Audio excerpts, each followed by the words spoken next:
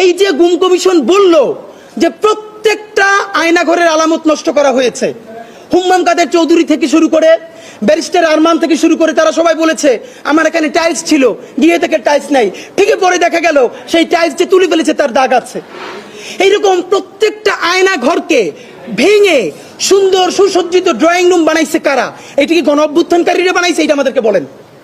Number 2, major general এই যে DGF এর সাবেক প্রধান জিয়া, যিনি পালাইতে গিয়ে ধরা পড়লো, 5ই অগস্ট সন্ধ্যায় সে 1000-এর অধিক খুনি হাসিনার কল রেকর্ড ডিলিট করেছে।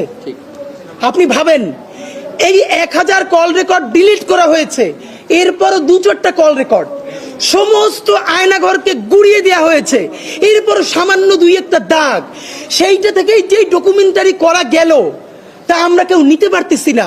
এবার আপনি ভাবেন যদি কোনো আয়নাঘর না ভেঙে অরক্ষিত রাখা হতো, যদি খুনি হাসিনার একটা কল রেকর্ডও ডিলিট করে না হতো, আজকে বাংলাদেশে হাতে যেই পরিমাণ প্রমাণ থাকতো তাতে আওয়ামী লীগ উচ্চারণ কথা তো দূরের কথা, আওয়ামী লীগের যে গণহত্যাকারী সেও মনে হয় সারাদিন আল্লাহর কাছে তওবা করতো।